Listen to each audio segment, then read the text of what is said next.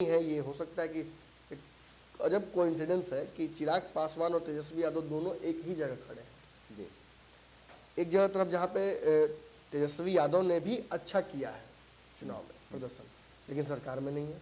वहीं चिराग पासवान को भी जो टास्क दिया गया था वो भी उन्होंने कर दिया है। ये डर ही नीतीश कुमार का ताकत है और इसी ताकत पर चिराग पासवान को नीतीश कुमार बार बार उनकी औकात, जैसे ही चिराग पासवान दिल्ली वाले चुनाव के बाद वापस आए और एक संभावना बनी, और ऑब्वियसली इसमें कोई दोहराई नहीं, से घुमाकर कहने की आवश्यकता नहीं है कि भाजपा ने भी चिराग पासवान के कंधे पर बंदूक रखकर चिराग पासवान को, भाजपा का एक बड़ा गुट उनके साथ अंतिम समय तक खड़ा था।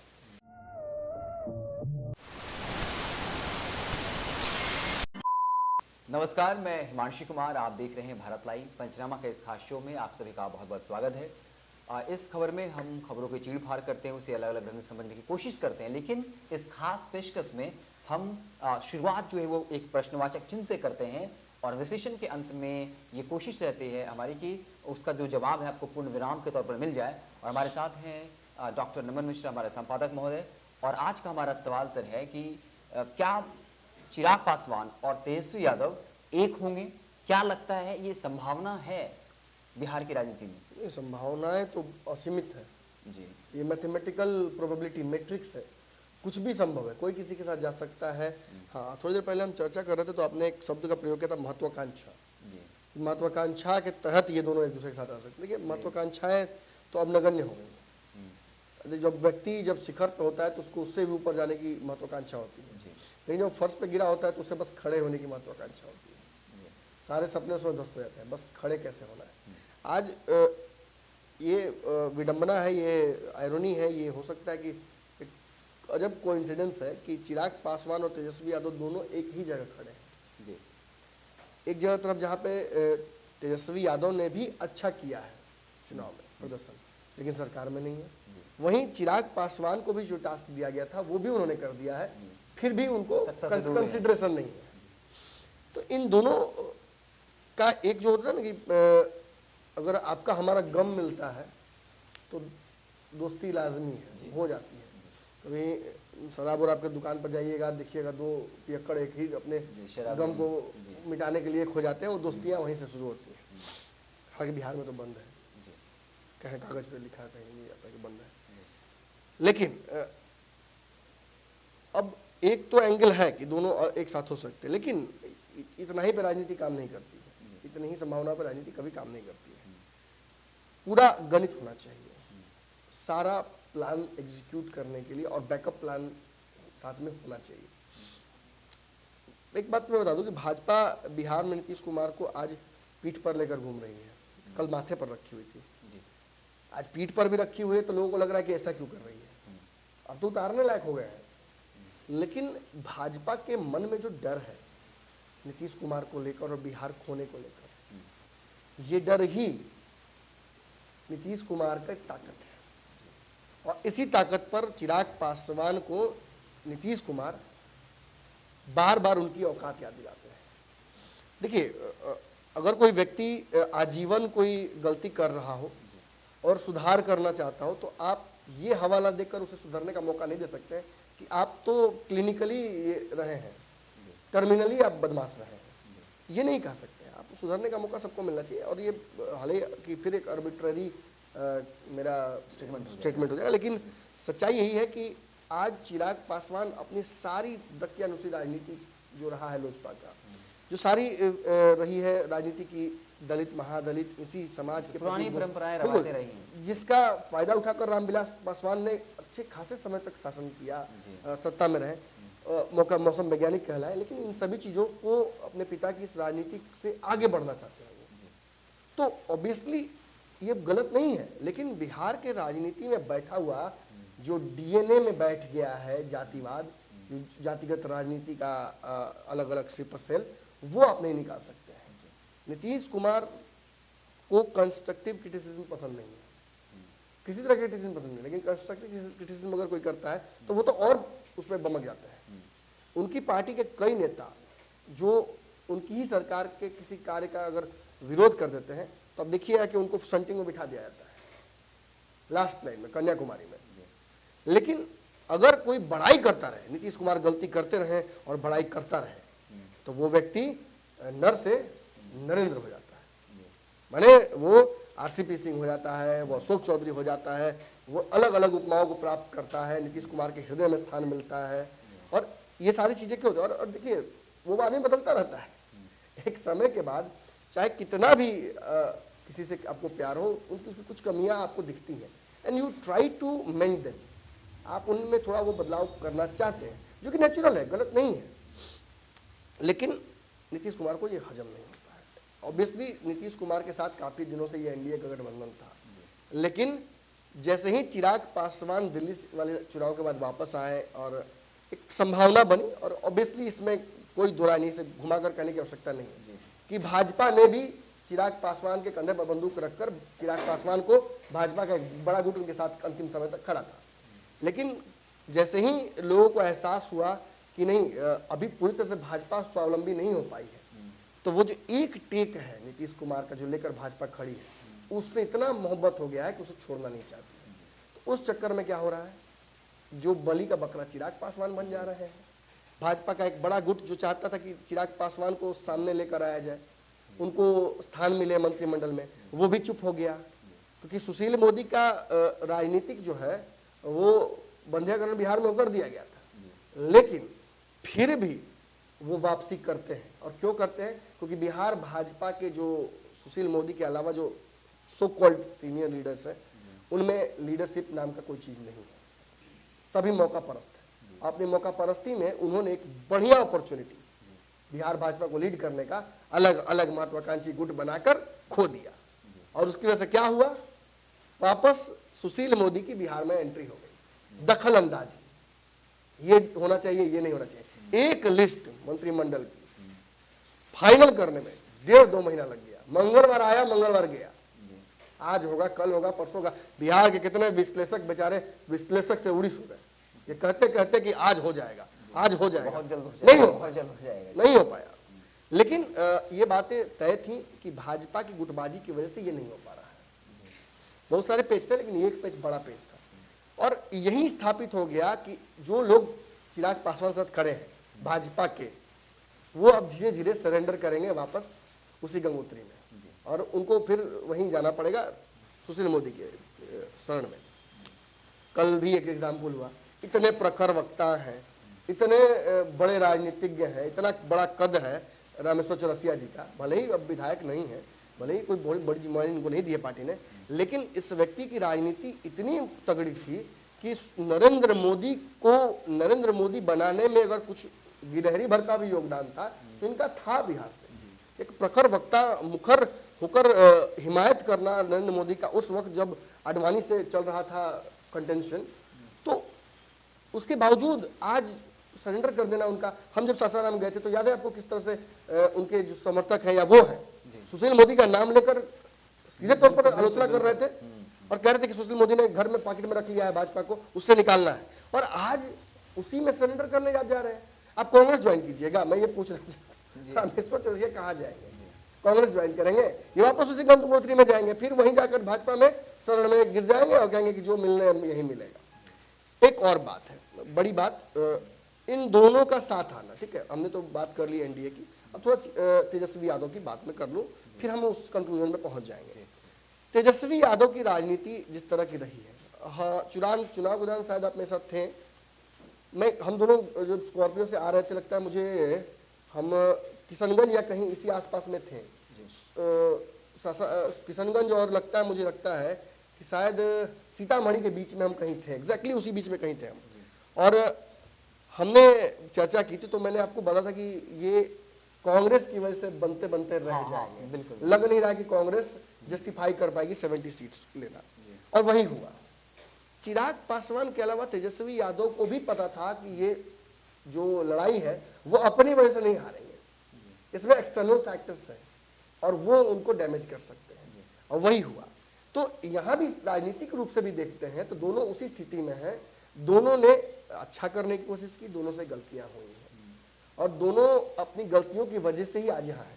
लेकिन इस जगह पर मैं ये बात कहना चाहूँगा, जहाँ नीतीश कुमार के पास आने वाले समय में बहुत कुछ अच्छा होगा उनका लाइफ में, तो 10 साल का राजनीतिक जीवन बचा होगा। हालांकि लोग तो कह रहे हैं कि 4-5 साल बहुत है। वहीं चिराग पासवान और तेजस्वी यादव के पास आने वाले 30-40 सालों का राजनीति होगा। आप खुद सोचिए कि क्या किसी भी व्यक्ति युवा पर अगर विश्वास जनता करती है, धीरे धीरे ही वो होता है। लालू यादव और नीतीश कुमार की बात मैं आपको बता दूं कि जिस वक्त कांग्रेस का गढ़ था बिहार, और कांग्रेस के गढ़ को जब चुनौती करनी थी, जब जनता दल का निर्माण किया गया था, तो रामविलास पासवान, लालू यादव और नीतीश कुमार एक साथ आए थे।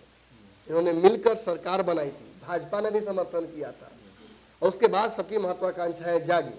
लालू प्रसाद ऑब्वियसली मुख्यमंत्री बन जाते हैं, तो पटना का डाक बंगला पे एक कॉफ़ी शॉप हुआ करता था उस ज़माने में, कॉफ़ी हाउस, और वहाँ पे बैठकर एक उस ज़माने के पत्रकार हैं, उन्होंने अपने वृत्तांत में लिखा था कि नीतीश कुमार टेबल पर बैठकर कॉफ़ी पी रहे थे और सामने बहुत बड़े बड़े दिग्गज नेता बैठे हुए थे, और चर्चा चल रही थी लालू यादव की, और लालू यादव को सभी लोगों ने मिलकर मुख्यमंत्री बनवाया था।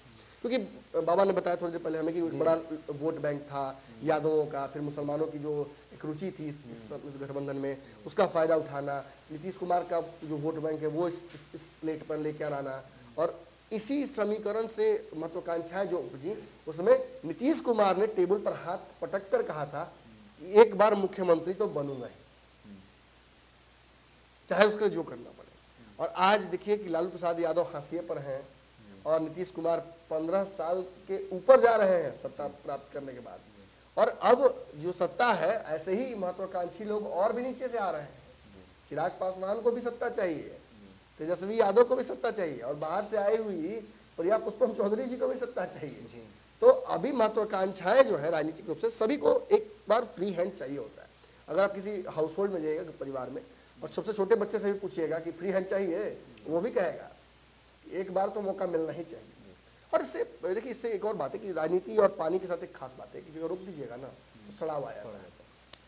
जो हनीमून पीरियड था नीतीश कुमार के साथ बिहार की जनता का, वो शुरुआती एक उनका टर्म था, उस समय तक तो था, उसके बाद से वो धीरे धीरे खत्म होने लगा और फिर कमियां दिखने लगी। और जो कमियां दिखी तो नीतीश कुमार, जब कमियां उनके व्यक्तित्व में दिखती हैं तो वो असहज हो जाते हैं, और वो असहजता चेहरे पर आ जाती है।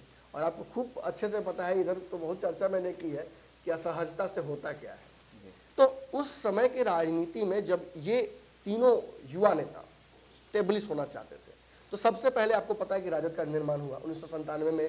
राजद आई एक पार्टी के तौर पर अलग हटके जनता दल से, और जो पूरा एक गुट था उस गुट से अलग हटकर अपने फॉर्म में आई। और उसके बाद आपने देखा कि सबसे पहले माने नीतीश कुमार से भी पहले रामविलास पासवान की पार्टी सत्ता में पार्टी बनी, और उसके बाद फिर नीतीश कुमार की पार्टी बनी। यानी यहाँ देखिए हायरार्की आप समझिए, लालू प्रसाद यादव, रामविलास पासवान और फिर नीतीश कुमार। तो आज नीतीश कुमार भले ही सत्ता में है, आज नीतीश कुमार भले ही उनकी पार्टी बहुत महत्वपूर्ण भूमिका में है बिहार में, अब तो मैं कहूँगा कि अब वो अपने डाउनफॉल की तरफ जा रही है। हर आइडिया का समय होता है और फिर आइडिया खत्म होता है, डिजॉल्व होता है। तो फिर भी इस समीकरण के दौरान हमने देखा कि 2005 तक लगातार एक नीतीश कुमार तो महत्वाकांक्षाओं के अपने शिकार हो गए। उन्होंने सबसे पहले ही मतलब तय कर लिया कि लालू प्रसाद यादव के साथ काम नहीं हो सकता है, क्योंकि हमें भी मुख्यमंत्री बनना है, उन्हें भी मुख्यमंत्री बनना है। और देखिए किस्मत भी कि लालू प्रसाद ने भी वो कुल्हाड़ी अपने पैर पर खुद ही मारी थी। ना वो कुर्मी सम्मेलन कराते, जितना उसके दबाव डालते नीतीश कुमार पर, और ना नीतीश की महत्वाकांक्षाएं जागती। और इसी कारण से कहीं ना कहीं नीतीश कुमार को लगा कि हमें मुख्यमंत्री बनना चाहिए, और जो एक तीनों दोस्तों में अलगाव हुआ वहीं से शुरू हो गया। नीतीश कुमार अलग हो गए, और ऑब्वियसली कई बार हमने देखा कि लालू प्रसाद यादव और रामविलास पासवान एक हुए, फिर अलग भी हुए, लेकिन 2005 तक ये सब कुछ चलता रहा साथ में। 2005 में आपको ऑब्वियसली पता है कि क्या हुआ था, एक बड़ा त्रिशंकु नीतीश रामविलास और लालू तीनों एक दूसरे के खिलाफ चुनाव लड़े थे। और वाकई ये साबित करता है कि ब्रह्मा विष्णु महेश जब एक साथ एक दूसरे के खिलाफ होंगे तो कुछ होने वाला नहीं है, कोई रास्ता निकलने वाला नहीं है। वो तो धन्यवाद दीजिए नरेंद्र सिंह का कि उन्होंने लोजपा तोड़ ली, और तोड़ कर लेकर सारे विधायक चले गए नीतीश जी के साथ, कि नीतीश जी मजबूत हो गए। और उसके बाद नीतीश जी को इस बात का एहसास हो गया कि सबसे मजबूत से लड़ने की आवश्यकता नहीं है, सबसे मजबूत को एक कोने में छोड़ दीजिए, और जो कमजोर है उनको तोड़ते जाइए, जोड़ते जाइए, तोड़ते जाइए, जोड़ते जाइए, और उसी से आप मजबूत होंगे। खैर नीतीश की चर्चा हम यहाँ नहीं करने आए हैं। हम यही स्थापित करना चाहते हैं कि कितनी सहजता के साथ रामविलास पासवान लालू यादव से बड़े होने के बावजूद पिछली सीट पर बैठने के लिए तैयार थे। कई बार उन्होंने सेकुलरिज्म के का जो पहाड़ा है, जो अपने उपयोग के लिए लोग पढ़ते हैं, उन्होंने वाकई उस पहाड़े को एग्जेम्पलीफाई किया और यहाँ पर आके उन्होंने ये तक कह दिया कि एक मुस्लिम मुख्यमंत्री बनाने को जो तैयार हो जाएगा मैं उसको समर्थन दे दूंगा। लेकिन देखिए, बिहार के दो दिग्गज नेता, दोनों महत्वाकांक्षी, दोनों सो कॉल्ड सेकुलर्स, इन दोनों में, लालू यादव और नीतीश कुमार में, ये नैतिकता नहीं आई कि इस बात को उनकी मान लें, और दोनों उसमें एक्सपोज हो गए थे। आज बिल्कुल सच है कि मुसलमानों की, अल्पसंख्यकों की एक मजबूरी है, एक डर जो राष्ट्रीय स्तर पर बना हुआ है उनके मन में कि भाजपा ये कर देगी, वो करेगी, नरेंद्र मोदी आए हैं सत्ता में, इसी का फायदा उठाकर ओवैसी की एंट्री हो जाती है, इसी का फायदा उठाकर चाहे राजद अपनी राजनीति करे या कांग्रेस अपनी राजनीति करे।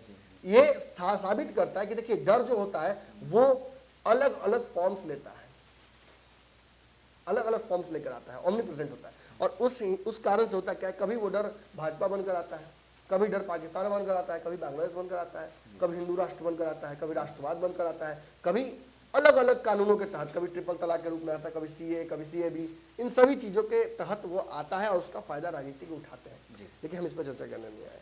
अब यहाँ से शुरू होगा असली खेल। कहीं ना कहीं रामविलास पासवान और जिस तरह से लालू यादव की राजनीति एक साथ चली, और उस कड़ी को जब दोबारा हम वर्तमान परिप्रेक्ष्य में देखते हैं, तो हमने देखा कि चिराग पासवान का एक बयान आया था कि तेजस्वी यादव मेरे भाई हैं और बिहार के राजनीति के भविष्य हैं, तो एनडीए में रहते हुए। और उसी वक्त, ये 19 की बात है, और उसी वक्त तेजस्वी यादव ने भी ये बयान दिया था कि चिराग पासवान बड़े भाई जैसे हैं, वो गलत कंपनी में बस है, वो गलत लोगों के साथ है सही, मतलब रावण के घर में एक राम का बंदा है।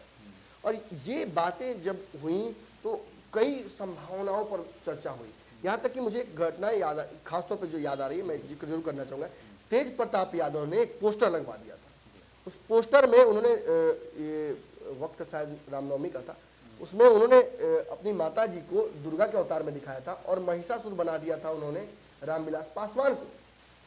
और लालू यादव इस पर इतने बिफर गए थे कि तेज प्रताप की क्लास लगा दी और आधे घंटे में पोस्टर तेज प्रताप यादव ने हटा दिया था।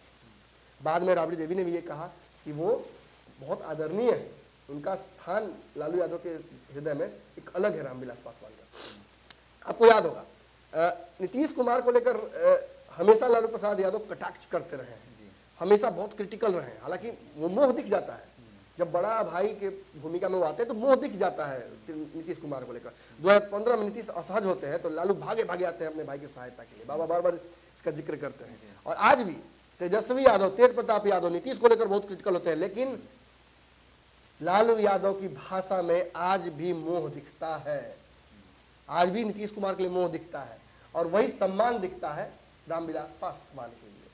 और इसी समीकरण को जब हम देखते हैं और हम जोड़ते, देखिए आज जब 30% से ज्यादा, मैं कहूँगा राजद का स्टॉक वोट है बिहार में, और उसमें अगर आप चिराग पासवान का 8 से 10% वोट अगर ऐड कर देते हैं, प्लस चिराग पासवान जिस तरह के प्रोग्रेसिव राजनीति कर रहे हैं, उसकी वजह से जो लोग, जो नीतीश का एक समय था, देखिए इस बात को इग्नोर मत कीजिए, बिहार के वोट परसेंटेज की राजनीति में एक बड़ी सेंधमारी वाली राजनीति भी होती है, जिसके तहत नीतीश कुमार बिहार में आए थे। नीतीश का वास्तविक वोट बैंक 4% का भी नहीं है अपने जाति का, लेकिन वो पिछले 15 साल से शासन कर रहे हैं अपने चेहरे की ना, एक different style of politics, Bihar को बदलने की राजनीति करके। तो वही तो बातें आज चिराग पासवान कर रहे हैं। चिराग पासवान भी तो अपनी स्टॉक वोट की बात नहीं कर रहे हैं ना, वो भी तो व्यापकता की बात कर रहे हैं। तो इस आधार पर यह बात आपको मानना पड़ेगा कि कहीं ना कहीं चिराग पासवान के साथ अगर तेजस्वी यादव आ जाते हैं तो उन्हें भी फायदा है और इन्हें तो फायदा है ही। चिराग पासवान के साथ आज जो आता है वो एक बात सोचकर ही आएगा, या उन गठबंधन में अगर बुलाता है तो एक बात सोचकर ही आएगा कि चिराग पासवान यहाँ पर रिस्क लेने वाली राजनीति करेंगे। तो अगर आपको सत्ता का मोह हो तो साथ आने की संभावनाओं को नगण्य ही मानिए। लेकिन हाँ, राजनीति है, राजनीति में ये चीज़ें होती हैं। हालांकि अभी तो बहुत पत्ते खुलने हैं, धीरे धीरे रास्ते बनेंगे। जब तक भाजपा ये तय नहीं कर देती कि चिराग पासवान के लिए रास्ता नहीं खुलता है, क्योंकि मुझे अभी भी पता है कि अमित शाह और नरेंद्र मोदी के मन में चिराग पासवान के लिए सॉफ्ट स्पॉट है। तो पंचनामा के इस खास पेशकश में हमने बताया कि क्या संभावना है तेजस्वी यादव और चिराग पासवान की। जिस तरीके से चिराग पासवान अभी अकेले हो गए हैं, हालांकि कहा जा रहा है कि बीजेपी के मन में चिराग पासवान को लेकर सॉफ्ट कॉर्नर है।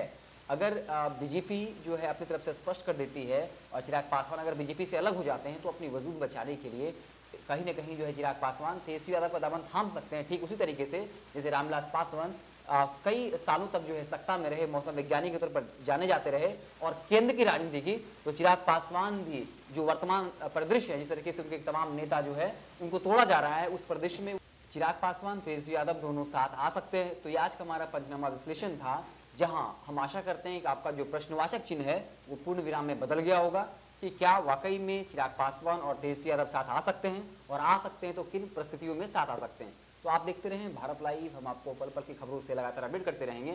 साथ ही साथ जो UPI नंबर आपको दिख रहा है उस पर आप डोनेट भी करें ताकि हम इसी तरीके से अच्छी पत्रकारिता जो आप लोगों के लिए कर सकें। तो सवाल भी डोनेट कीजिए जी, सवाल भी डोनेट कीजिए, क्योंकि ये प्रश्नवाचक पंचनामा है।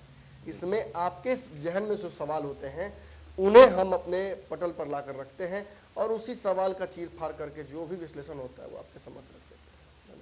धन्यवाद। और वह बिहार के राजनीति और बिहारियत से सरोकार रखेनी तो सब्सक्राइब बटन दबा के चैनल के सब्सक्राइब कर ली। ओजे एगो घंटी बा, ओकरा बटन दबा देला से कुल सटीक और मारक खबर रुआ मुफ्त में मिल जाई। अगर रुआ पत्रकारिता के हमनी के नया प्रयोग में सहयोग कर चाहतानी तो ज्वाइन बटन दबा दी।